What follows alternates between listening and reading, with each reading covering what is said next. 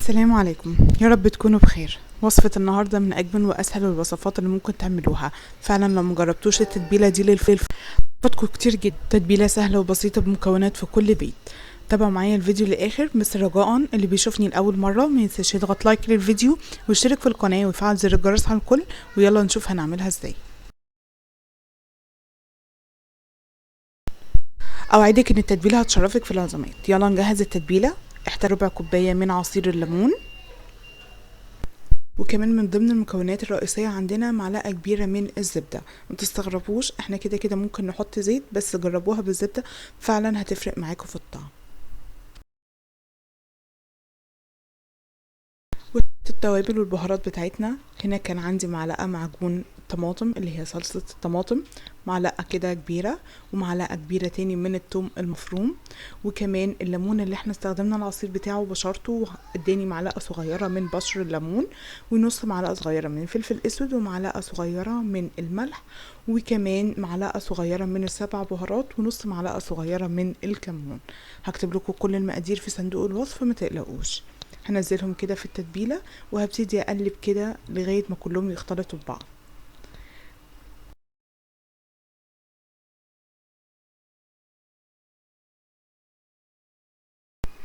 هنضيف كمان معلقتين كبار من المستردة. مستردة اختياري، بس يحبذ ان هي تبقى بجد هتفرق معاكم برضو في اللون والطعم.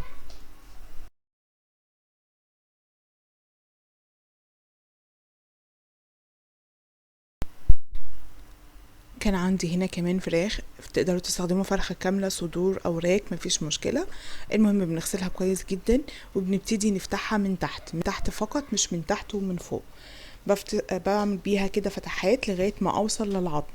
ضروري جدا عشان نساعد ان التتبيلة تدخل جوه نير اللحم بتاعت الفرخة نفسها، فبتزكها والطعم زي ما انتوا شايفين. بعد كده هنزلها في التتبيلة وهسيبها في التتبيلة على الأقل مدة 4 ساعات. طبعا لو زودته أكتر من كده يعني يفضل طبعا من الليلة لليلة، بس مش أقل من 3-4 ساعات. ونتأكد ان كل التتبيلة دخلت جوه الفراخ بتاعتنا.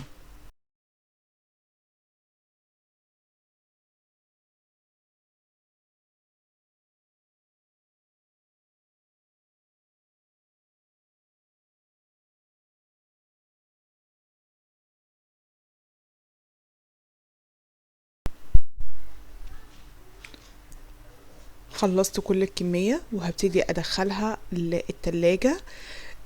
زي ما قلت لكم نشيلها في التلاجة، وطبعا لو ما نعرضهاش كده في التلاجة فقط، لا لازم نشيل البولة دي كده في كيس في التلاجة، نغطيها بكيس تمام ونشيلها في التلاجة علشان تتشرب التتبيلة.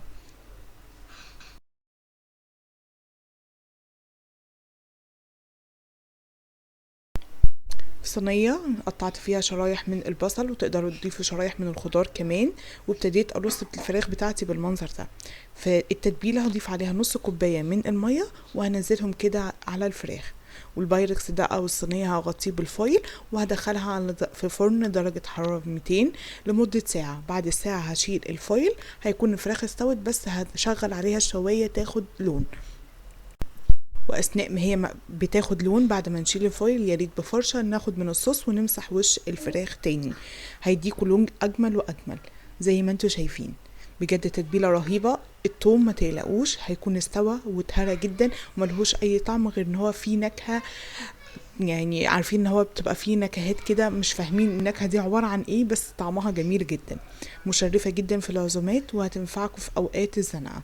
بجد من اجمل الوصفات اللي انا ممكن اقدمها لكم. انتهى الفيديو واستنوني في وصفه قريب ان شاء الله.